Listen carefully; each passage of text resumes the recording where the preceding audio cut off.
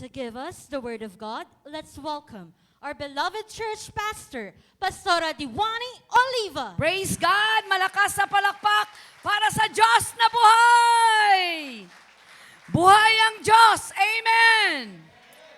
Jesus is alive and Christ is the answer. Amen! Nakakakilig talaga yung ating tema. Ano po, sa mga panahong tayo dinadalaw at tila baga bubugbugin ng problema, isipin lang po natin na ang Diyos ay tumutugon. Amen.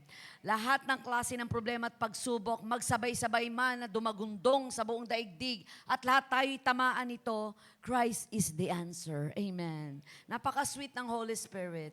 Sa panahon na tila baga hindi mo na naiintindihan at naunawaan na maraming bagay na nagaganap. Ano po, kapag tayo ay nakibalita, yung bansa na hindi binabaha, binabaha na ngayon.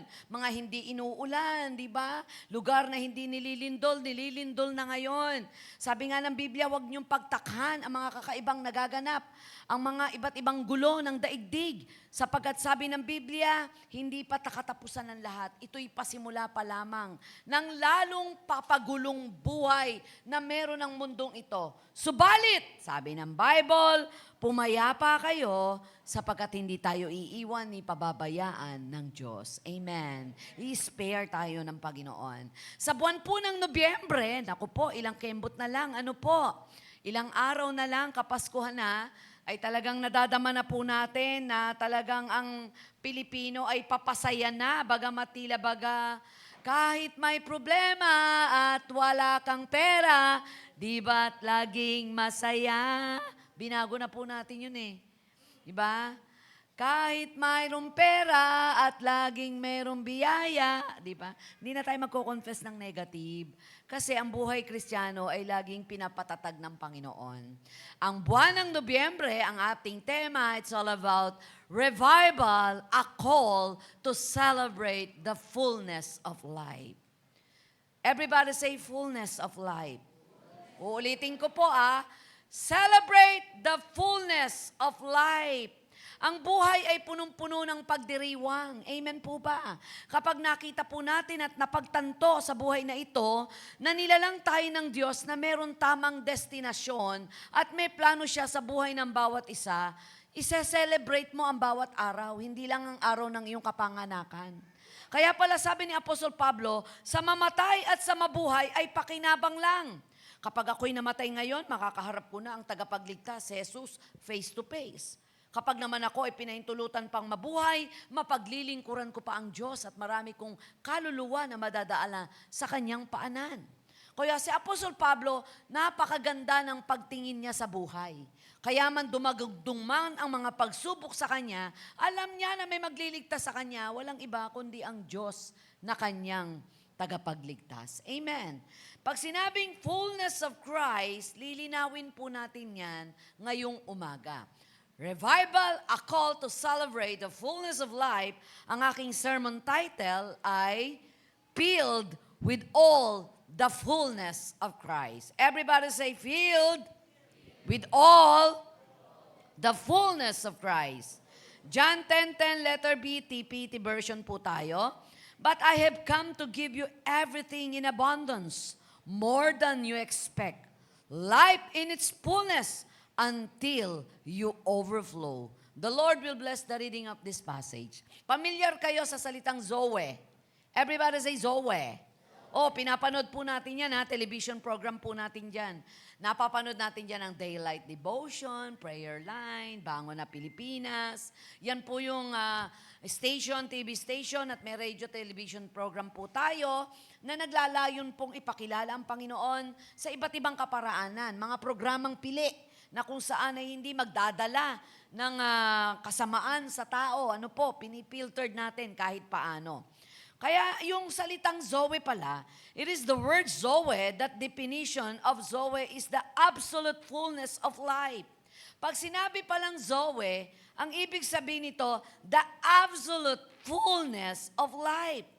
And Jesus also uses the word Zoe in John chapter 10, verse 10. When he said, ibang version po ito, I came that they might have life and they might have it abundantly. Everybody say, abundantly. Pag sinabing abundantly, nag-uumapaw, puno, sagana. No po. Abundantly, and Jesus is saying, I am the absolute fullness of life.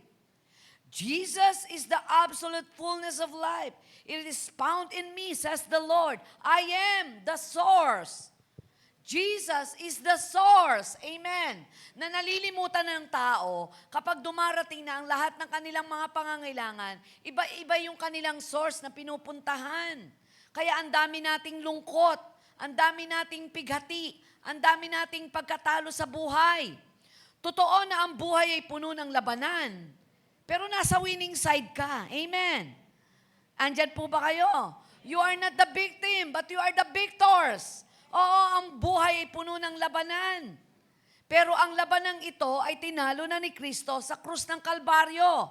Ire-represent mo lang na yung nagpanalo sa'yo, namatay at nabuhay. Ipakikita mo lang ang kaibahan ng may pagkakilala kay Kristo na kahit magkapareho kayo ng labanan ng kapitbahay mo na walang pagkakilala sa Kanya, may pagkapanalo ka sapagkat alam mo kung sino ang magpapanalo sa'yo. Amen po ba? Sa mundong ito na puno ng pagmamadali, kaabalahan, alalahanin, at iba't ibang uri ng problema, tayong mga tao ay hindi maiiwasang makaramdam ng kawalan ng kasiyahan. Naaapektuhan tayo nito. Kahit na tayo Kristiyano, darating sa punto ng buhay na maaapektuhan ka. Kahapon po yata, nag-lep kami, encounter kahapon. Nawalan yata ng tubig, tulo ng tubig. So kahit paano maaapektuhan ka, hindi pwedeng lahat, walang tubig, wala ka rin tubig, hindi pwedeng nagre-rejoice ka, kahit paano maaapektuhan ka eh. Kapag ka lumakas ang ulan at nasa mababang lugar ka at binaha, apektado ang kabuhayan mo. Naaapektuhan ka ng nangyayari sa mundo. Pero pwede ba na hindi ka makaapekto? Pwede ba na ang lahat ng mga bagay-bagay sa daigdig na ito na nagdadala sa iyo sa pagkabalisa ay mawalan ka ng kabalisahan kahit nakakabalisa ito? Sabi ko nga po, ang mundo ay punong-puno ng pagmamadali, kaabalahan, punong-puno ng mga bagay-bagay na makakahamon sa iyo para ikaw ay magpursige. Pero alam niyo po ba na kahit ibigay ng sino man sa iyo ang lahat ng mga bagay-bagay na kulang ka, mararamdaman mo pa rin ang kahugkangan. Hindi pa rin makakasapat. Nandyan po ba kayo? Sabi ko kahapon, sadyang kinulangan ng tao para makita natin na ang magpupuno nito ay walang iba kundi ang Diyos. Hindi natin pwedeng kainggitan ng bawat isa o sino man sa atin na nakikita nating meron siya nung wala ka. Hindi natin pwedeng ikumpara ang ating sarili na buti pa siya maganda sapatos niya. Maganda nga sapatos niya, may rayuma naman yan. Hindi, joke lang. Ikaw kahit nakasinelas na, o dago ka. Di ba? Buti pa siya, ang sasakyan niya, aircon. Aircon nga yan, allergy naman sa alikabok. Ikaw kahit na lahat ng alikabok sa buong mundo, masagap mo, mataas ang tolerance mo. Di ba napansin niyo po ba yun? Yung may kakayanang lumakad mula rito, milya-milya ay kinakaya. Binibigyan ng lakas. Ikaw na masyadong wala ng lakas, binibigyan ka naman ng sasakyan. Kaya sa totoo lang, lahat ng tao dumadanas ng iba't ibang kakulangan na ang magpupuno lang, walang iba kundi ang Diyos. Hindi pwede na mo Rolex ang relo ko at ikaw di pagpag lang ang relo mo, magkaiba na tayo ng oras. Iba ba ang oras ng Rolex sa relo mo? At kung halimbawa mang sumakay ako ng eroplano at ang napili kong ticket, business class. Palagay mo, iba takbo ng nasa business class. Iba pupuntahan ko, pero pareho tayo ng eroplano, nandun ka lang sa economy. Di ba pareho lang naman ang lalandingan yan? Nandyan po ba kayo? Kung ang sasakyan ko'y BMW, tapos ikaw ay isang Tortuner lang. Yung kalsada ba mababago nito? May kalampag siguro, may konting kabog, pero hindi ibig sabihin, iba daanan mo dahil iba ang sasakyan mo. Kaya napakahalaga na makilala po natin ang Diyos na siyang author ng fullness of life. Pag sinabing fullness, It is defined in Merriam-Webster. It is the quality or state of being full, completeness, perfectness, wholeness, lacking nothing. As Jesus authored life, He is also the giver of life itself and fullness of it. So ang sagot dito, kapag nakuha mo si Jesus, nasa iyo na ang lahat. Lahat ng bagay na ninanasa mong mapunta sa iyo, wala naman dun sa mga bagay-bagay na ginugusto mo ang problema. Ang problema nandun sa pagnanasa mo. Na sinasabi ng Biblia, dahil sa pagnanasang yan, napapasama ka. Dahil sa mga pangarap mo na gusto mong marating at nagmamadali ka pa, kapahamakan ang napupunta sa iyo. Hindi ko binubura sa isipan nyo ang mga pangarap nyo. Ang mga prayer request nyo na magkaroon ng bahay at lupa, magkaroon ng magandang sasakyan, magkaroon ng malaking sweldo. Pero ang inilalagay lamang po ng Diyos sa isip at puso natin, pansamantala lang ang lahat ng yan at kaya namang ibigay ng Diyos yan. Nandyan po ba kayo? Ang kailangan lang, makita natin yung fullness. Pag sinabing fullness, ang kabuuan ng buhay at kaganapan ng buhay natin, walang iba kundi si Lord pa rin. Mawawala ang lahat ng bagay, masisira ang lahat ng bagay, ma-expired ang lahat ng bagay, pero hindi ang kanyang salita na mangyayari at magaganap.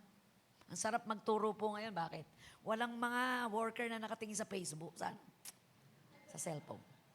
Social media fasting po ngayon ng mga leaders workers. Kaya baka makita nyo, walang nagla-like sa inyo, yan. Naka-deactivate ang mga Facebook, TikTok, Netflix, YouTube. Kasama po yan sa aming pag-aayuno sa ating nalalapit na anniversary. Kaya yung fullness of life, nararanasan yan, the more na lumalapit ka sa Panginoon. Amen. How a Christian can be filled with the fullness of God? Mabilis lang man po to. Number 1, by being spiritually minded and filled with the knowledge of God's will. Paano nga ba na ang buhay natin ay mapupuno at mapupuspos ng kaganapan at kabuuan ng ating Panginoon sa buhay na ito na tila baga magulo at mapanghamon? Una, sa pamamagitan ng pagiging spiritual na pag-iisip. Kapag ang isip natin masyadong karnal, kapag ang isipan natin ay masyadong makalaman, unti-unti tayong nilalamo ng mundo at pinalalabo ang pagkakilala kay Kristo. Kapag ka po hindi natin in-spiritual ang mga bagay na pinagdadaanan natin, bibigay ka. Na kahit na ikaw ay merong kagipitan ng buhay, iisipin mo kung ano pangako ng Diyos, ano ba ang nais ng Diyos. Di ba kapag ka nga po tayo, may mga problema at pagsubok, nadala tayo sa isang sitwasyon na ayaw natin, dapat ang maging takbo ng isipan natin, ano ang tinuturo ng sitwasyong ito? Ano ang aral sa pagsubok na ito? Napupuno ka ng kaalaman. Sa totoo lang, hindi naman problema ang isang bagay na inimbento na hindi mo malaman. Ang kailangan lang ay magkaroon ka ng interes. Kapag nagkaka-interes ka sa isang bagay na maraming hindi nakakaalam, daig mo pa ang may pinag-aralan. Kasi knowledge is only information. Kapag inform ka sa maraming bagay, parang nagiging matalino ka sa madlang people. Lalo kung inform ka sa knowledge na meron ng Diyos. Na merong alam ang Diyos na hindi mo alam. At sa pagpapatuloy mo, nadidiscover mo yung mga alam ng Diyos na kayang gawin sa buhay mo. Na yung komplikadong sitwasyon mo, kaya kang itawid ng Diyos. Ilan dito ang ilang beses nang nalagay sa alanganin, pero naitawid ng Diyos. Di ba? Nagkasakit ka, pinagaling ka, na-bankrupt ka, pero nadiskubre mo, may ibang paraan ng Diyos para muling maibalik ang pagpapalang nawala sa'yo. Yung pandemyang yan, naging pagpapala yan eh. Yung pandemya na ilang taon na na-lockdown tayo sa bahay, na maraming hindi nagsasama-samang pamilya. Bakit? Darating si tatay, tulog na ang mga anak. Aalis sa umaga, paalis naman ang nanay. Nakikita-kita na lang sa kama, mga tulog na. O nung na-lockdown, nakita-kita kayo. Nandyan po ba kayo? Na-discover nung minsang si asawang babae, nag-utos ng damit, na pakikuha nga yung aking sando dyan. Hindi alam nung asawa saan kukunin ng sando. Na-discover niya. Nagsasando pa lang asawa ko.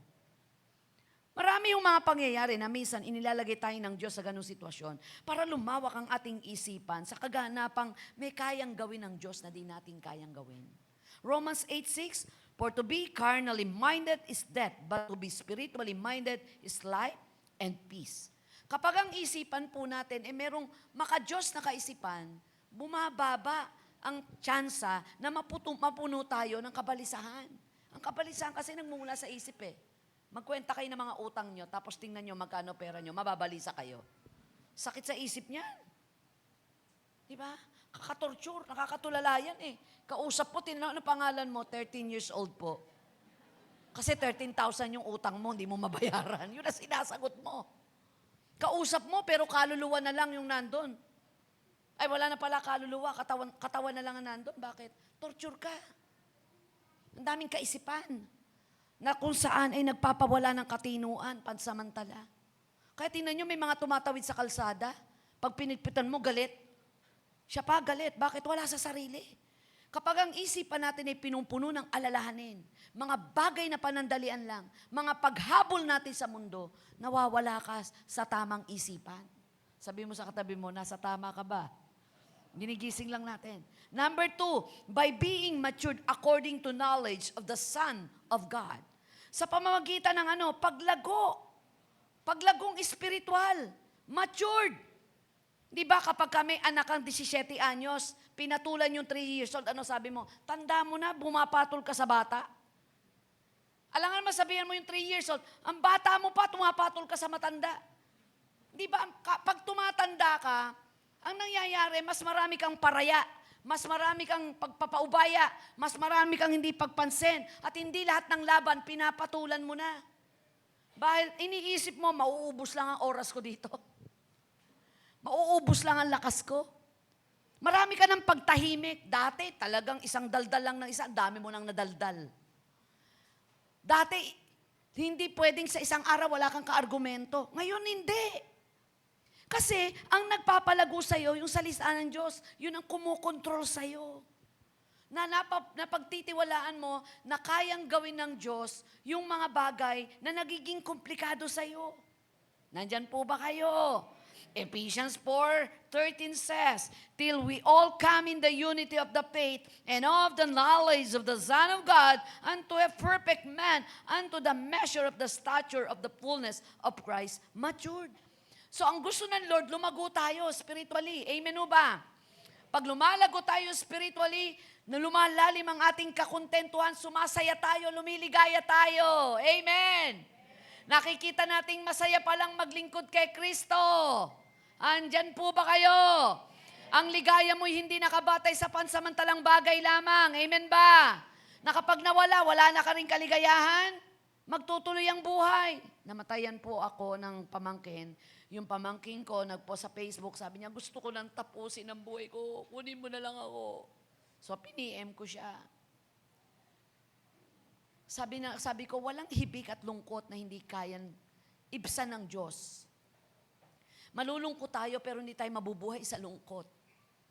Magkakaroon tayo ng pain spiritually, emotionally, pero hindi ka dapat mabuhay dyan. Kaya dapat lumalawak ang ating pananampalataya, tumitibay tayo at nagpapalago sa Diyos na buhay. Paano ka lalago? Umatin-atindi ka. Sabihin mo sa katabi mo, ikaw ba yun? Umaaten ka nga, pero ang utak mo wala rito. Sabihin mo, ikaw ba yun? Nandyan po ba kayo? Paano tayo lalago? Basahin at hindi natin ang Biblia. Pag dumadalo tayo, hindi, online ako. Online ka nga, pero ano ginagawa mo? Naglalaba ka, hindi mo ano daw yung sinabi ni Pastora? Diba? Pagka gusto mo, pagka gusto mo mag-weights, nangarap ka na magkaroon ng muscle, ano gagawin mo?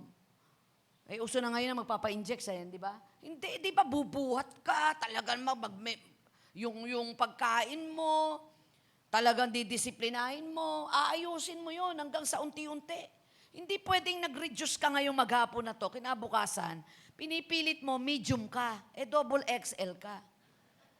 Ang pagpapasexy at pagpapaganda, hindi isang araw lang. Nandyan po ba kayo? Kaya sabi nung iba, tiis ganda. Nagpa-laser ka, talaga hong ganyan, gusto nyo gumande. Kaya madaling magpapangit kaysa magpaganda. Di ba? Isipin mo lahat ng problema mo. Lahat ng kagalit mo, i-meditate mo, yung mga masasakit na ginawa sa'yo, yung pagpaparinig sa'yo. Tingnan ko lang, hindi ka pumangit. 3 minuto lang, pangit ka na eh. Pero yung 3 minutong pagkapangit mo, 3 buwang pagpapaganda yan. Masakit yun. Pero yung aliwalas yung isipan mo, hindi lahat ng mga sitwasyon papatulan mo, mga bagay-bagay titigilan mo. Pagkatapos, ano mangyayari? Apektado ka na. Mas marami pa namang negatibo ngayon kaysa positibo. Sabi rito, by being matured according to knowledge of the Son of God. Meron si Kristo na wala ang sino mang hinahanapan natin. Kaya kay Kristo tayo, lagi tayong panalo. Amen. Palakpakan natin si Lord. By being partakers of the divine nature and escaping the corruption that is in the world. Alam niyo, pakurap ang mundo. Kaya nga ngayon, nagkaroon tayo ng social media fast. Diba? Sa umaga, paggising mo, titingnan mo, check mo agad sino ang mga nag-like sa'yo. Ito, labanan dyan eh, no? Bantayan ng likes eh. Bantayan ng heart. Biro mo, may JIL Church, hindi pinopost. Oh, hindi ako yun, hindi ko kayo pinariringgan. Ibang church, pinopost. Sabi mo sa katabi mo, parang ikaw yun. Like ng mga preacher ng iba, hindi pastor ng JIL. Pero yung pastor ng JIL na nagtuturo, walang like. Sabi mo sa katabi mo, ikaw talaga yon. Nandiyan po ba kayo? Ang malupit pa nito, hindi ko kayo friend. Dahil hindi nyo ako friend. Joke lang kayo. Apektado. One time nung baby pa sikat, nag-upload ng gitara ba yun? Tumugtog. Wala siyang ibang hinihintay na mag-like, ate niya. Mentor niya ate niya. Nagsumbong sa akin, Mami, kanina ko pa in-upload yun, hindi nila like ni ate. Sabi ko, ate, i-like mo daw. Paano ko ilalike yan? Sablay ang tugtog. Hindi ko like. Sabi ko, parang awa mo na, i-like mo na. Ayaw. Ni-like. Tumatawa sa GC namin. I-heart mo, ate, i-heart mo. Relay ko na nga, i-heart pa. Sa kanila ko na-discover, iba pala yung may mga emoji yon. Angry, like, heart. Ang labanan pala ngayon, paramihan ng heart.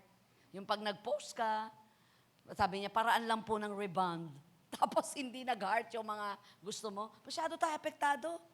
Sino rito? 5,000 kaibigan. 3,000 kaibigan sa Facebook. Followers. O sige, wag na ho. Baka wala kayong ganong karami. 300 na lang, siguro meron kayo. Meron yan. Invite nyo lahat ng taga-General Mike. Tanong, mag-post ka ng ginatan, ilan ang nag-like? Mag-post ka ng Bible verse, ilan ang nag-like? Pero 300 yung followers mo. 5,000 yung followers mo. Masyado tayong kinakaptured. Gusto tayo ng tao.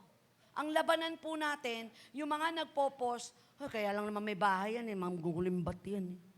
Inaano ka ba ng bahay niya? Nag-post pa ng bag, kala mo ma-original. Bakit? Affected ka. Diba? Minsan ganon. Nandiyan po ba kayo? By being partakers of the divine nature and escaping the corruption that is in the world. Nakakalungkot lang pong isipin na ang daigdig na ito ay tinatanggal ang kabanalan. Tumatakas ang tunay na katugunan sa lahat ng sagot natin. Tinatakasan tayo. Bakit po? Kasi inaaliw tayo ng mundo. Naalala niyo nung si Jesus? Nakipag-usap si Satanas sa kanya. Sabi niya, kung ikaw ay anak ng Diyos, gawin mong tinapay. Ang batong ito. Pansinin po natin, ha? Alam na alam ni Satanas na nagugutom si Jesus. Binantayan niya 40 days prayer and fasting. At alam niyang magugutom ito kasi nasa katawang tao, bagamat Diyos na totoo, dahil yung pinaglagyan ng Diyos, katawan na nagugutom, nasasaktan. Kaya ang ginawa ni Jesus, na nasa katawan siya ng tao, na nasasaktan, na pwedeng magkasala, inayuno niya yung katawang yon. Nasasaktan yung katawan na yon, binabaka ng pagiging Diyos niya. Yumayakap yung pagiging tao ni Jesus sa pagiging Diyos na niyang totoo. Ano pa? Nakikita mo ba yung mundo? Sumamba ka sa akin, bibigay ko sa'yo. Nililing lang si Satanas. Nalimutan niya, the earth is the Lord and the fullness thereof. Sino ba yung kausap mo? Sino ba tayo na kinakausap ng mundo? Huwag nating ibaba value mo. Huwag nating alisan ng dignidad ang paglilingkod natin. Do not forsake your calling. Do not forsake your identity. You are a Christian. Amen. Christ without me. Kung wala si Kristo sa buhay natin, kung wala ako kay Kristo, I am nothing. Amen. Kaya, Christian, I am nothing. Kaya nakakalungkot lang isipin na nagdadalawang anyo maraming Kristiyano. Banal pagligo, banal pag life group, pero nawawala ang kabanalan kapag inaakit na ng mundo. Sabihin mo sa katabi mo, para kay Kristo ka. Whereby are given unto exceeding great and precious promises, that by this you might be partakers of the divine nature, having escaped the corruption that is in the world through lust. Amen. Nandyan po ba kayo? May 1,000 ka ba dyan? Pengi nga. Pairam lang 1,000. Totoo, pairam 1,000. Ito ang nagiging problema natin, di ba? Mga biyaya at pagpapala, karamihan sa pinag-aagawan, babalik ko, kuya. Pagbalik niya, 3,000 na. Di na mo, ha? Kapirasong papel, illustration lang. Kapirasong papel, pero maraming nagpapataya, nag-aaway, nagkakagalit, magkakapit-bahay, magkakapatid, magkakamag-anak sa kapirasong papel. Don't get me wrong. Pero itong papel na to, pag binagsak ko at pinagtatapakan ko, kukunin pa rin yan. Kahit na iyan, ay lamutakin ko, sirain ko pa, hindi ko pupunitin, babayaran ko to eh. Hindi nawawala value. Napansin nyo? Kahit nga napunit na eh. Dalhin mo lang sa Bangko Sentral. Ginagawa ng paraan. Kahit na malagyan ng tinta, ginagawa ng paraan. Kasi valuable sa tao, mahalaga. Ang problema, nawawala ang value mo dahil sa sinasabi mong valuable ito. Sino valuable? Yung hawak ko o ako? Ako. Kasi anak ako ni Kristo. Binayaran ng banal na dugo ni Jesus. At hindi kayang tapatan at bayaran ng sinuman sapagkat bayad na ako ng dugo ni Jesus sa krus ng Kalbaryo. Amen. Salamat po. Palakpakan natin si Lord. Number 4, by Christ being formed in us. Pasensya na po sa gagamitin ko. Nang masumpungan tayo ni Kristo, durug-durug naman talaga tayo eh. Basag-basag ka. Basag isip mo, durug ang puso mo. Binasag at dinurog ka ng kasalanan at kahinaan at karanasang inayawan mo, pero naranasan mo. Galing sa broken family, galing sa kahirapan ng buhay, sakit karamdaman. Si Pastor Jan nga nung madakip ng presensya ng Diyos, hawak ang tagiliran, may sakit. Uy, 2 na TV, sino nag-donate? Kanina wala yan. Thank you po sa nag-donate. Baka gusto niyong palitan, mas malaki pa. Di joke lang. Hindi, kanina wala kaming television dyan eh. Thank you po sa nag-donate. Salamat. Kasi kanina wala. Di ba wala kanina yan? Distract ako, may Facebook Live. Di ba kanina wala, ano? Oh, praise God. Salamat po. Palakpakan natin ang Panginoon. Oh, di ba? Let there be TV. Nagkaroon ng TV.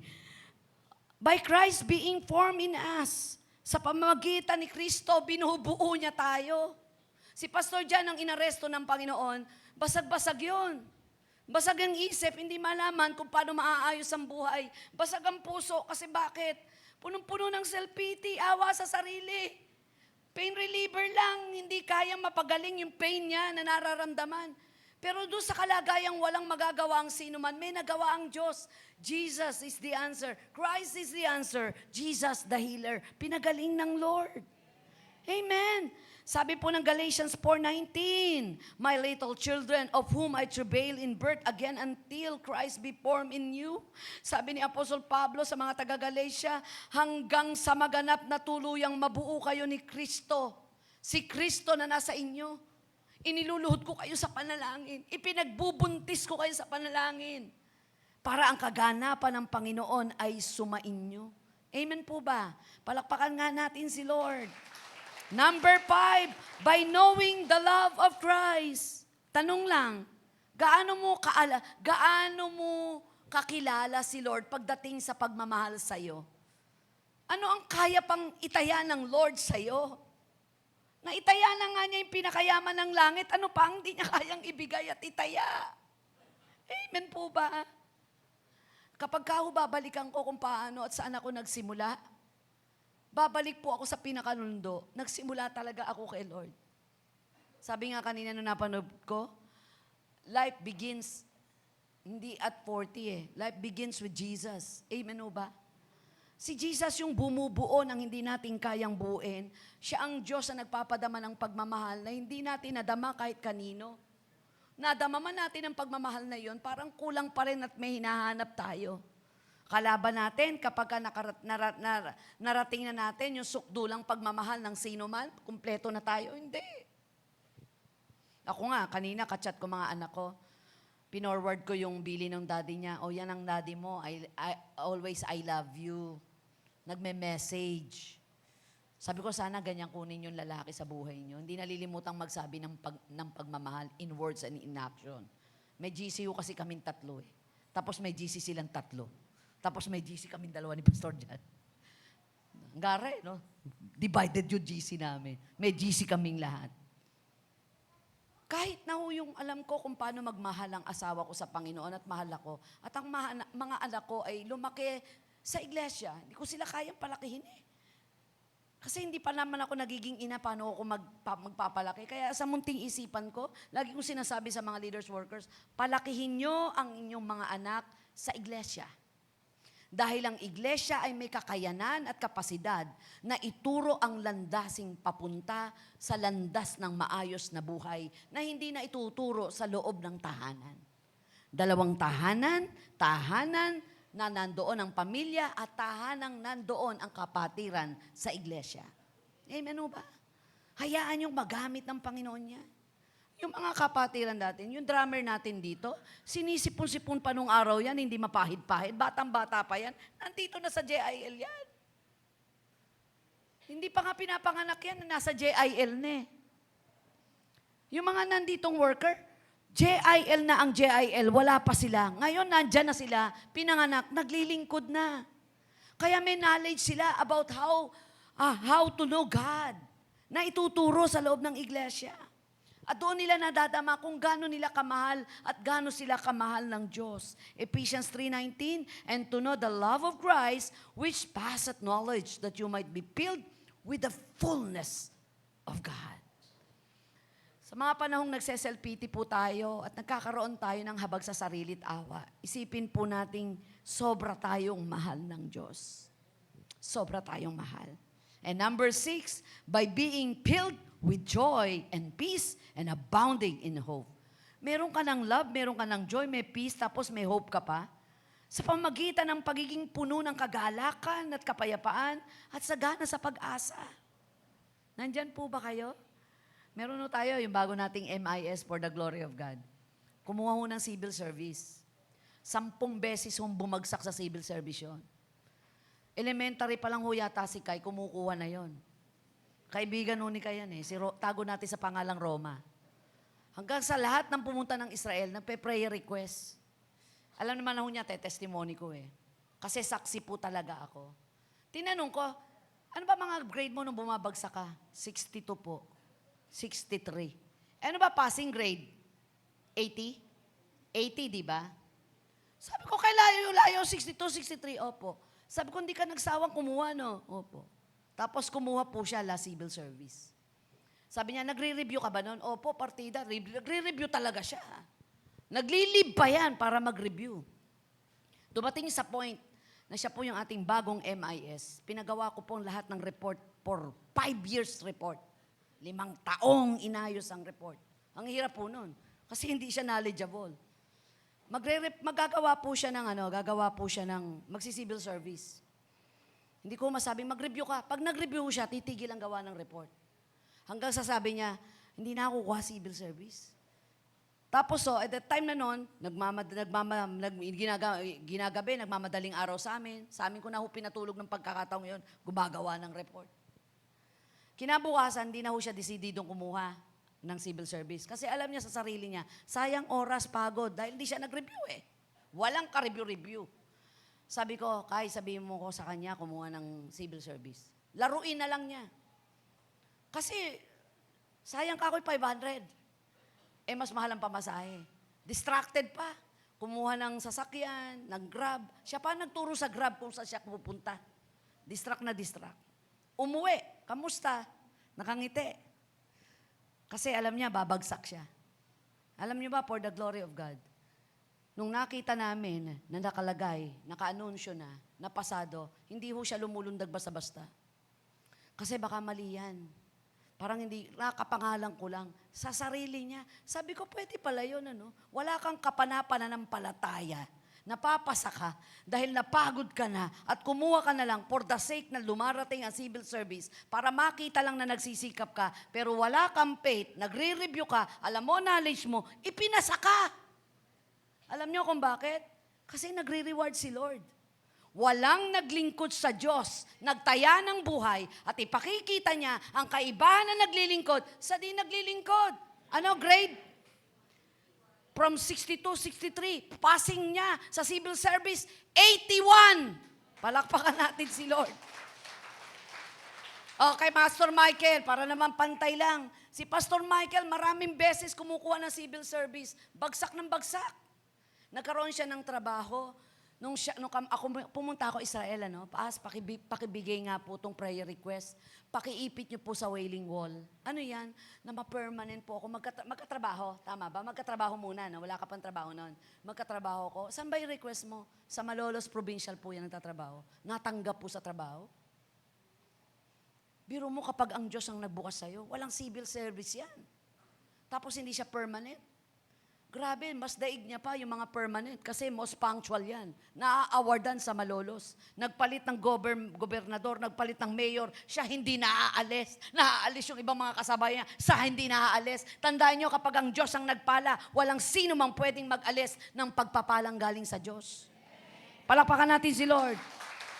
But in reality, wala siyang civil service. Wala yung ibang mga benefits na dapat nakukuha niya. Punta kami ng Israel. Pastora, maglalagay ako siya mismo maglalagay na ng prayer request. Pumasa't hindi. Hindi na ako kukuha. Sabi ni Pastora Helen, talagang hindi ka nakukuha dahil pasado ka na. Yan na ang huling kuha mo, Pastor Mike. Bagsak ko 73 no? 72. Bagsak. Sabi ni Pastora Helen, yan na talaga huling kuha mo kasi pasado ka na. Alam niyo kung ano ginawa ng Lord? Nagkaroon ng batas na lahat ng 10 taong nagtatrabaho na sa government at 50 years old na, plus 10 sa civil service. Ano grade mo? 82. 72 plus 10, 82. Mas mataas pa sa mga take 1 na kumuha ng civil service. Ang hina ng palakpak nyo, gawa ng Diyos yun. Hallelujah! Nakatawa pa yan. Sabi niya, bagsak po. Si Romare, sabi niya, bagsak po. Bakit? Bagsak na nga, payapa pa kayo. Pinagkatiwala na namin kay Lord. Ginawa naman namin. Ako naman, di naka-review. Si Pastor Michael talagang nag-review na nag-review. Hindi pa rin pumasa. Pagkatiwala sa Diyos, He will make a way sa paraang gusto niya, timing niya, hindi sa paraang gusto natin. Amen po ba? Wag niyo naman gayahin yun. Iba-iba galaw ng Diyos. Kaya nga sabi ko sa inyo, yung ginawang panliligaw sa akin ni Pastor Jan at pagiging mag-asawa namin, minsan hindi pararanas sa inyo, ibang paraan ng Diyos.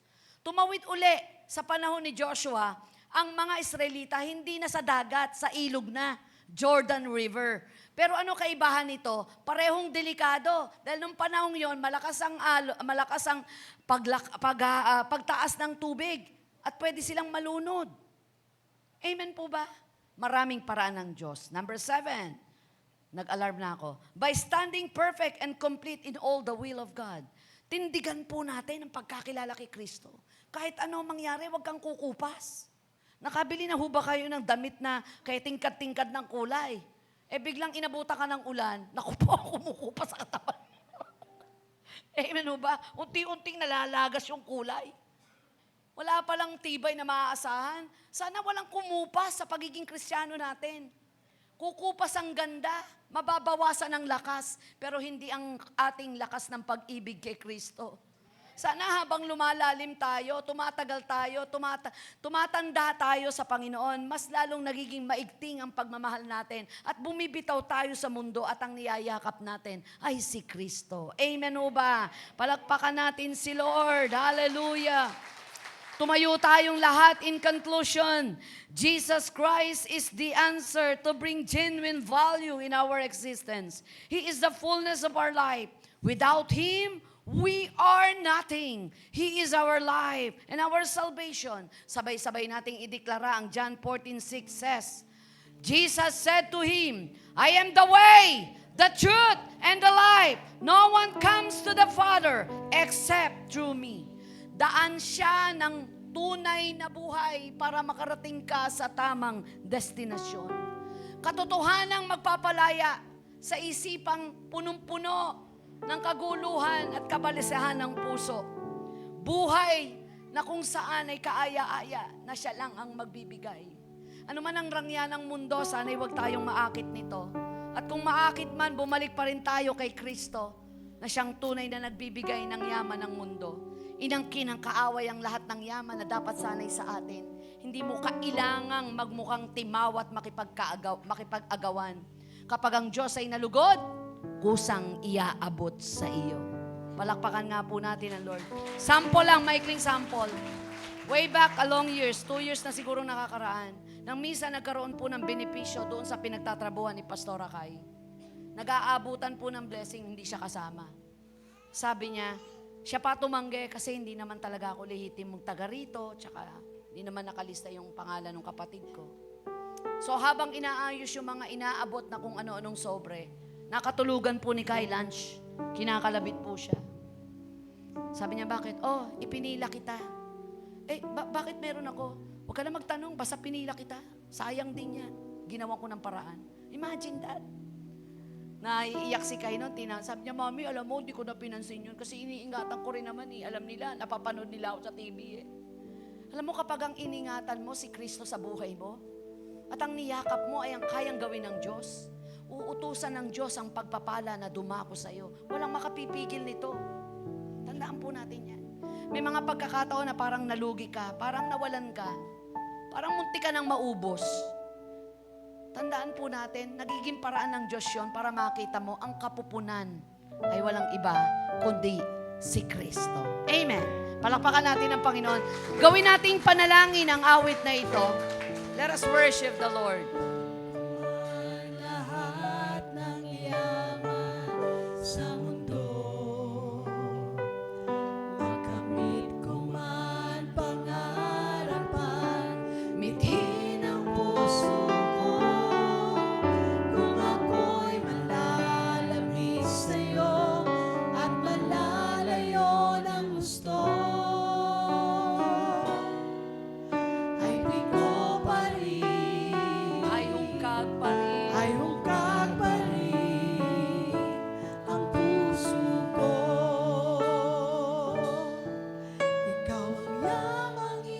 Siya ang tunay na yaman, kapatid. Pangarap ko sa sapat. Sa lahat ng ating pangarap, isama natin ang Diyos. Panginoong Jesus, Ikaw ang lamang inaaman. oh, we give you praise. Pangarap ko sa sapat, Panginoon. Panginoong Jesus, Sa yaman ko, sa luha at pinangin ko, ikaw ang nais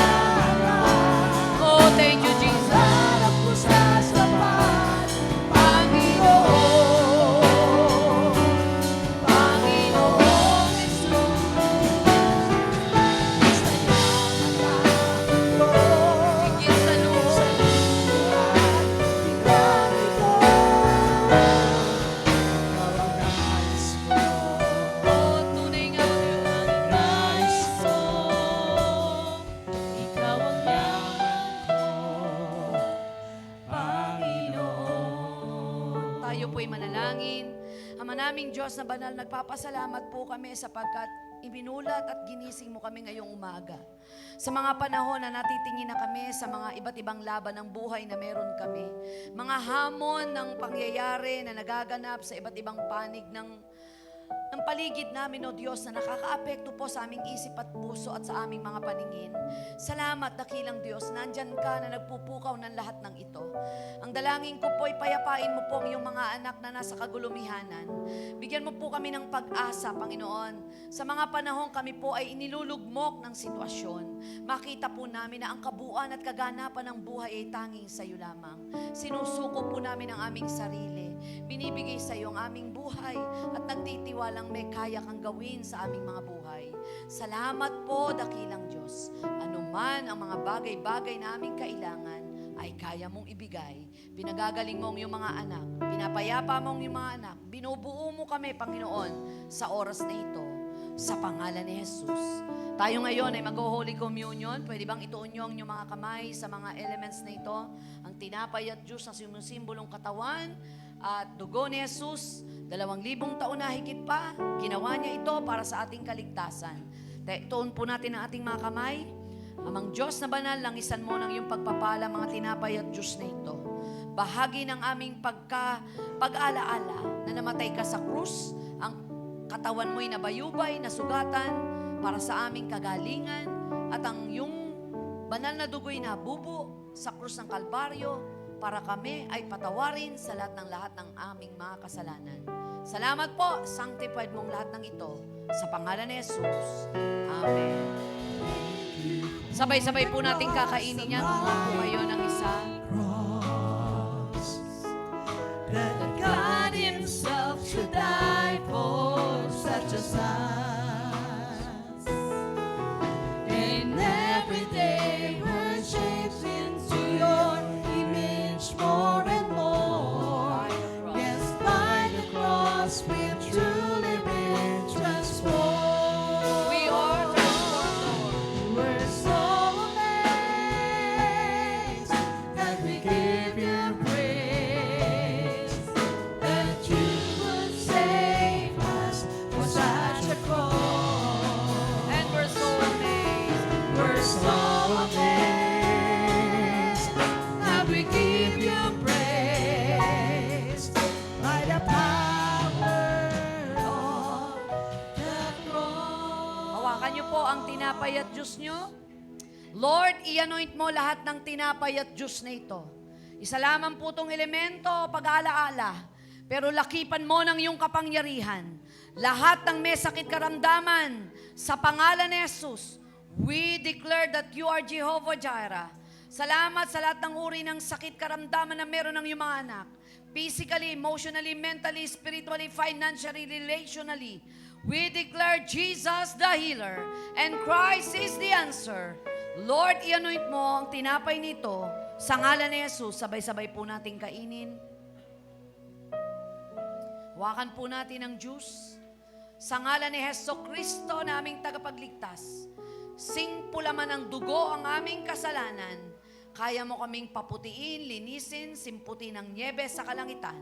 Inari mo kaming anak, namatay ka sa krus, nabayubay, ipinako, nabubo ang dugo, kasiguruhan na kami yung pinatawad.